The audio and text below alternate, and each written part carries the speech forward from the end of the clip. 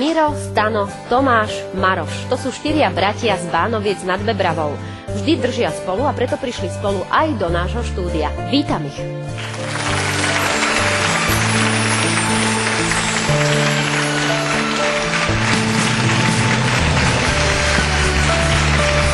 Ahoj. Ahoj. Ahoj. Dobrý večer. 4 bratia, ktorí dnes sa usmievajú. Myslím si, že im je príjemne, dobré, veselo. A môže byť. Trošku máte trému? Jasne. Ale keď ste pokope všetci 4. Vyzeráte tak rovnako. Kto je najstarší? Ja. Ty si najstarší a kto je najmladší? No najmladší tu ešte nie. Ten má 8 rokov. Ale tento radšej s nami nie je, pretože to, o čom sa budeme rozprávať, veľmi veselé a príjemné nie je. Takže radšej, aj keď to možno on zažil na vlastnej koži, tak myslím si, že bude lepšie, keď to nebude počuť. Takže čo sa vo vašom živote stalo, že to nebolo veľmi príjemné a veselé? No tak nezažívali sme moc príjemné chvíle s našim otcom. Nebolo to moc veselé, týral nás vlastne a ubližoval jak nám, tak hlavne máme.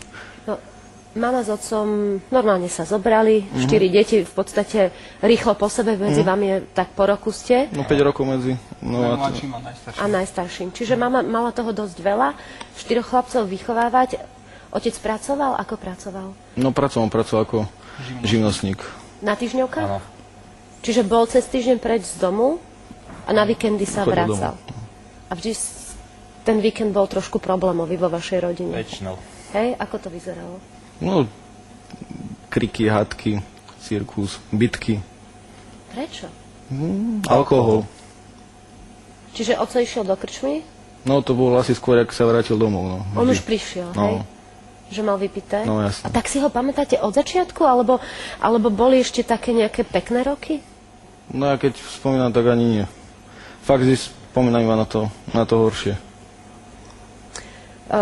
Sú otcovia, ktorí pijú. Na Slovensku je to pomerne dosť časté.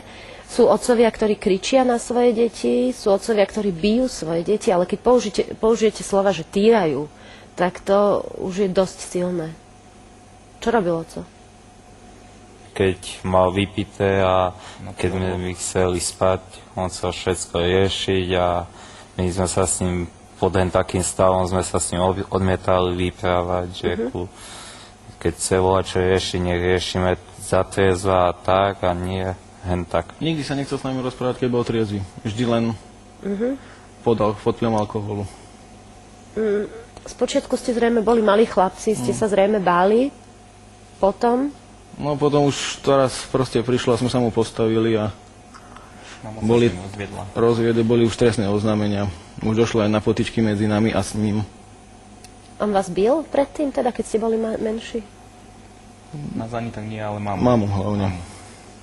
A vy ste to videli? To asi nie je príjemné pre deti, keď toto vidia. No, teda nie. Nedalo sa niečo proti tomu robiť, alebo mama nejak to nechcela riešiť, alebo... Tak najprv sa bála, že čo? Keď podá Bála sa ho, hej? No, hej. Čo spraví? Prvé oznámenia radšej nepodala, lebo aby nebolo, potom už začala. Nevolala políciu? No tie prvé dolamané ruky ani nie. Ale... Ježiši Kriste. To vážne? No. Dobre, čiže najprv to znášala, potom... No potom proste už povedala, že nie, už to bolo moc. No musela vidieť, že aj na vás to zle pôsobí. No tak tu brata dostala až na liečenie, na psychiatriu, do zálužia. Tak už povedala, že proste že to už nie je normálne, že aby sa nám niečo nestalo. Že... Jasné. Uvedomila si, že musí chrániť, že nejde len o ňu, ale že ide v prvom rade o vás. Tak ona to vedela, len ona zase vtedy chcela, proste boli sme 4 a boli nás, tak potrebovali sme peniaze, otec zarábal, tak jasné. By sme nejako prežili. Čiže aj kvôli existenčným dôvodom, jasné. hej, že preto to tak dlho držala. No a potom podala to trestné oznámenie? Potom ich už bolo, to išlo jedno za druhým. Čiže, to ich už bolo niekoľko. Čiže tí policajti vždy prišli, riešili to nejako tú situáciu? No, dohovorili mu dohovorili a odišli preč. A on tam ostal? Áno. A pokračoval? To niekedy prišli aj viac razy za deň. Raz piatok volalo sa ráno o 8, potom po obede a ešte aj večer. A večer už na nás rozbil sklo, tak už bolo. A potom hovoríte, že ste sa mu postavili. Mm. Ako ste sa mu postavili? No proste, Už proste sme bránili mamu, že už keď išiel volať človek, máme aj fyzicky. sme, A potom prestal? Tak on v tom okamžiku aj, áno, ale to bolo jedno, to jemu bolo asi jedno, ja neviem. Nerozmýšľal v tej chvíli. Nerozmýšľal nad To, tým. Aha. Potom teda, keď sa množili tie trestné oznámenia, čo bolo ďalej? Išiel do väzby, alebo čo? no bol vo Áno? väzbe, Na jeden bol rok. rok ako vo vyšetrovacej väzbe, len ho už zobrali, že to už zase bolo moc. A teraz prebiehali súdy, kde mu hrozí až niekoľko rokov za to a teraz, čo bol naposledy, tak tam proste, neviem, ak to môže tu byť normálne, že takýto človek a uznajú ho nevinným. Uznali ho nevinným? Uznali ho nevinným. To ako je možné? Počkajte, a vy ste boli na súde svedčiť, alebo ako to bolo? Áno, niekoľko razy už. Už len ten samotný fakt, že ste to museli zažiť, teraz ešte musíte svedčiť proti svojmu otcovi. A ako je možné, že ho uznali nevinným? Že to nie je až taká... Že oni to neuznali za týranie napríklad, že nám nedával v noci spať. Oni, A že sklo na vás skoro rozbil, že jeden bol na psychiatrii a chcel spáchať samovraždu. To nie je týranie detí, to je v poriadku, hej? To je asi v poriadku. Mám iné dolamané ruky, čo už potom boli aj tie doktorské správy, ani Áno. to. Nič. A potom, asi na Slovensku, pokiaľ voľako nezabije, tak asi máme trošku nedokonalé tieto veci a asi by bolo dobre, keby sa s tým niečo stalo. Možno aj preto je dobre, že ste tu a že sa o tom takto rozpráva. No, toto je mi ľúto, že ste to museli zažiť, ale zdá sa, že sa s tým vyrovnávate, alebo ostáva to vo vás, ako to je? Tak snažíme sa to nemyslieť, ako keď sa to pripomenie, tak je to dosť, ale ako snažíme sa. Ja ho proste nechcem vidieť, ja som ho osobne už nevidel 4 roky a pre mňa ako keby neexistoval, tak... A vy ste ho kedy videli? Ja už tiež, ale 2 roky. Ja naposledy na súde. Nebol som na súde? V septembri. Tento rok. A on, keď sa potom sa mamina rozviedla, robil problémy, alebo v pohode ste... Ale potom to on žil s nami v domácnosti. Už po rozvode, hej? To vlastne to posledné, kde ho odviedli už na tej väzby vyšetrovacej, to vlastne už To už bolo bolo po rozvode. Aha. A potom vlastne už, jak sa dostal do väzby, tak potom už sa nevrátil, už potom... Neukázal, chodí, občas sa tam ukázal tiež pod vplyvom, ale ako nič nerobil, len chodil a obzeral on K vám domov, hej? Alebo Domov nie, pred bytovku. pred bytovku Tam v chodil. okolí. Čiže vy neviete ani, kde býva? Nie. Ale tam vo vašom meste? Neviem. Neviete, neviem, ale- ani to neviem. Neviete, či pracuje, Neviem. alebo čo s ním Neviem. je. Vy ste si to zažili, ja som naschvál nechcela, aby tu bol ten váš malý brat 8-ročný, keď sa bude o tom rozprávať, on to tiež bol toho svedkom? Áno. Od malička. No to najsilnejšieho, vlastne on bol to úplne Ten vrchol. najsilnejšieho, úplne ten vrchol. On to zžíval. Všetko videl, ako na to reagovalo, také malé dieťa. Chránili ste ho No nejako? tak samozrejme. Aby to nevidel, nezažil? Lebo ste si to vlastne To sme vy sa prežili? snažili, hej. Koľkokrát musel ten malý utiecť Vyhodil nás z domu. z domu z alebo bytu nás večer. utiecť a Na ulici sa mama s k ním známym pohádala. boli Všetci sme. On vás vyhodil preč a on zostal vnútri a vyvádzal. Hej? On hlavne vyhodil mamu, tak hádam, necháme mamu, tak sme išli s Jasné. mamou, a aby bol kľud, lebo on by si našiel zamienku tak či tak sme išli všetci preč. No a vy vlastne ste toto zažili a ste tu dnes preto, aby ste nejakým spôsobom podporili vašu maminu. No, chceli sme sa aj poďakovať za to, že to zvládla s nami, že nás vychovala, to, čo z nás je, že môže byť na nás hrdá.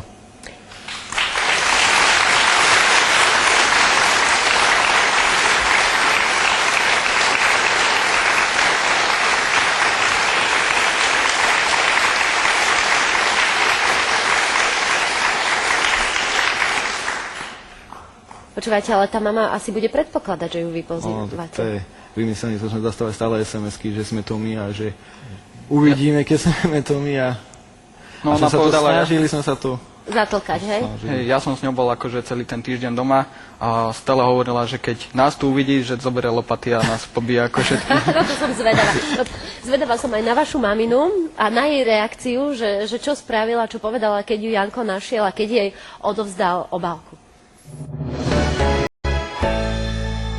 Keby tu táto fontána v centre Bánoviec nad Bebravou stála aj pred 200 rokmi, určite by si k nej chodil sadnúť a rozímať aj ľudový štúr, ktorý sa narodil nedaleko odtiaľto Uhrovci. Možno si sem chodí občas posedieť so svojimi deťmi aj pani Terézia, ktorú niekto pozval do pošty pre teba a ja ju z jej krásneho rozjímania v toto príjemné popoludne idem vyrušiť. Poďme za pani Teréziou. Dobrý deň, pani Terézia. To je šok, čo? Na infarkt. Pracujete vo Svinnej? Áno. Dobre, to ešte viete. Nech sa páči. Niekto vás pozval práve do pošty pre teba. Čo vy na to? Kto by to mohol byť? No, nemám ani tušenia. Čo sa hambíte? Pozrite sa, normálne vystrite sa. Prečo chrbtom? No, lebo sa hambím. No nemusíte sa hambiť, pozrite, jak vyzerám a som tiež pred kamerou. Kto by to mohol byť? Neviem. Neviete, netušite. Šok je to pre vás, čo? To teda je, že by to boli moji synovia? Ja neviem. Myslíte, že oni jediní? Myslím si. Čo keby ste prišli si posedieť trošku dlhšie pred kamerami s Katkou Brichtovou na gauči u nás v bratislavskom štúdiu? No, neviem, lebo... Lebo medveď. Lebo mám malého syna a neviem, nemám na koho nechať. Dobre, no tak hádam sa to nejako podarí vyriešiť. Katka, táto pani, ktorú nevidíme, sa volá Terézia a dúfajme, že sa nás príde ukázať na kameru do štúdia.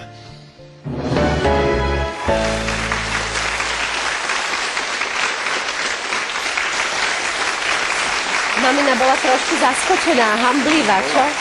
Bola. To zrejme nebýva často taká. Tak k vám tiež chodí?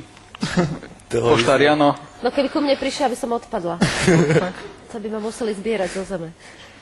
Ona ešte stala, tak. Ona ešte stála. No takže ona určite príde, nie? Príde, No zistíme. Janko nám to všetko potvrdí alebo vyvráti. Janko. Poďme to hneď spustiť. Pani Terézia!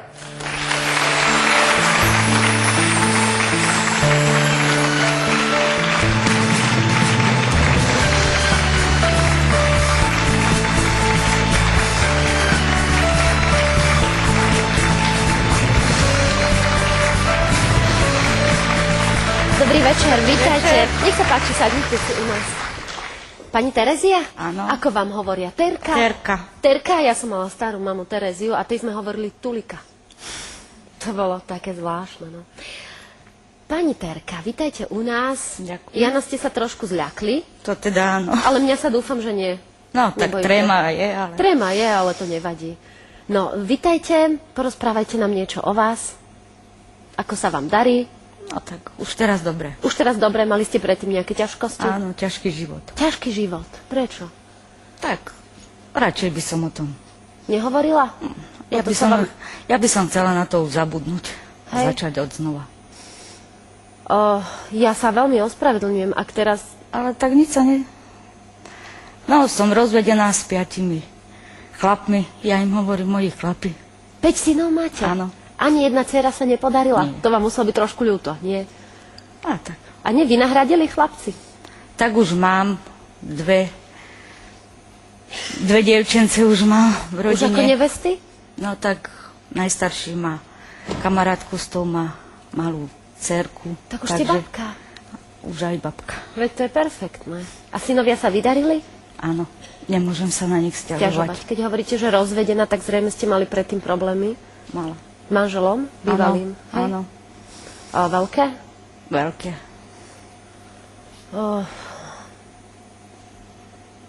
No, veľké. Bol to krutý život, a nielen pre mňa, ale aj pre chalanov. A hlavne posledné roky. Sa to zhoršovalo? Áno. A čím sa to spustilo? Veď vždy je na začiatku veľká láska, ten človek sa vám zdá, že s ním bude život príjemný. Netušili ste, do čoho Neviem. idete, Ja som alebo čo sa stalo? začala som potom patrať, že kde sa nastala chyba, alebo čo je v tom, ale tam alkohol, psychické a aj fyzické týranie, takže... A po koľkých rokoch to začalo? Bo to bolo od začiatku manželstva? Nie, nebolo to od začiatku, no tak bol agresívny pomaly od začiatku, ale A sa to zhoršovalo rokmi, tak ako ste povedali. čím ďalej, tým viac a viac. A už tu sa nejednalo len o mňa, ale aj o deti. No veď to, lebo človek vydrží veľa, ale hlavne keď vidí, že sa ubližuje jeho deťom, tak to je... Tak to už... A nedalo bolo sa na to moc. riešiť? Po koľkých rokoch manželstva ste sa rozviedli? Po 20. To ste 20 rokov vydržali? mi držala. A teraz ako viem, že ako mi je, alebo ako nám je, lebo tu sa nejedná len o mňa, ale aj o nich, tak ľutujem toho, že som to už dávno neurobila. Že ste to A prečo ste to neurobili skôr? Neviem. Báli ste sa? Možno, že som sa bala, čo bude potom. Teraz mňa by veľmi zaujímalo, lebo myslím si, že to sa netýka len vás. Preto o tom aj hovorím. Nehnevajte sa, že sa vás na to pýtam. Ale to sa týka mnohých žien na Slovensku. Veľa žien si uvedomuje, že takto žije, že sú bité, týrané, že je tam alkohol. A teraz neodídu len preto, že sa boja toho muža, ale neodídu z existenčných dôvodov, že vlastne nemajú kam ísť. No veď práve to, že to mne bolo povedané, keď sa rozvedieš, tak môžeš ísť pod mosty, alebo čo ja viem. Tam sa nejednalo len o mňa, ale aj o deti. No, že kam pôjdete s tými chlapcami? Áno, lebo ja som prišla sem od Košíc a keď sa ti tu nelúbi, môžeš ťahať aj a to dostali aj deti, keď sa vám tu nelúbi. Dobre, ale Poďte. veď to bol váš spoločný byt, nie? Bol? Ale aj tak, Ale tak on by jemu- odtiaľ neodišiel, hej? No nie, no ale tak teraz už, chvála Pánu, je preč. Radi by sme už na to zabudli a začali od znova.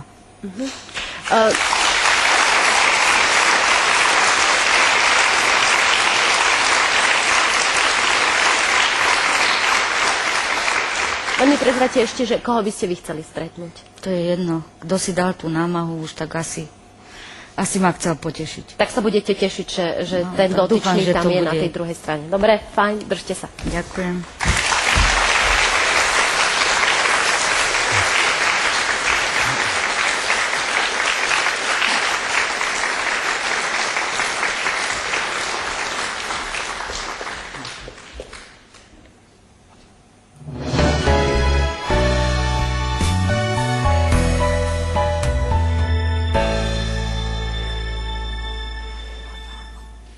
No ahoj, mama. Ahoj. Ahoj. Ahoj. Nie som to iba, ja som to všetci. A chceli sme ti takto poďakovať za všetko, čo si s nami. Že si to vydržal a že si nás vychovala tak, jak som zvykla, môžeš na seba hrdá.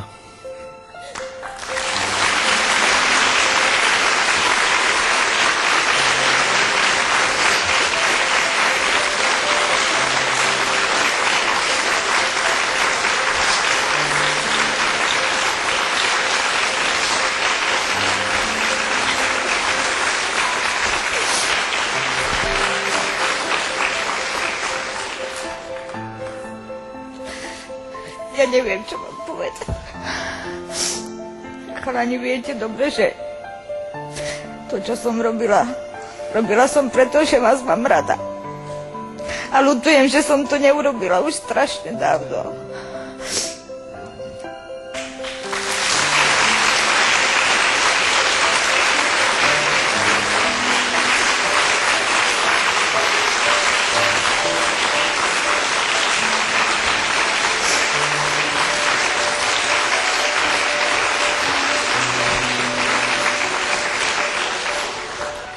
Ten život sa nedá porovnať teraz a predtým. A strašne toho ľutujem. To už sa stalo. Terka, čo teraz? Dáme stenu preč? Samozrejme vec. Stenu dáme preč.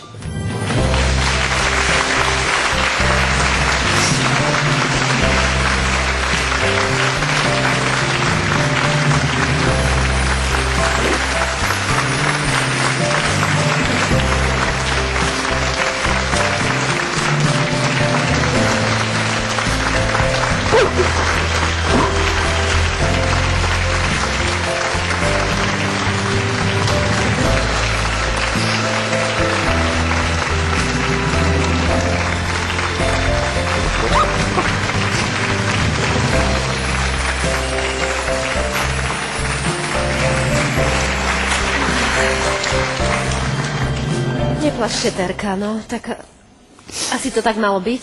Podstatné je, že teraz už máte pokoj, kľud a títo krásni chlapci vám robia veľkú radosť a že malý Patrik tiež môže vyrastať v pohode, v pokoji a snáď si to teraz tie roky vynahradíte. Ďakujem.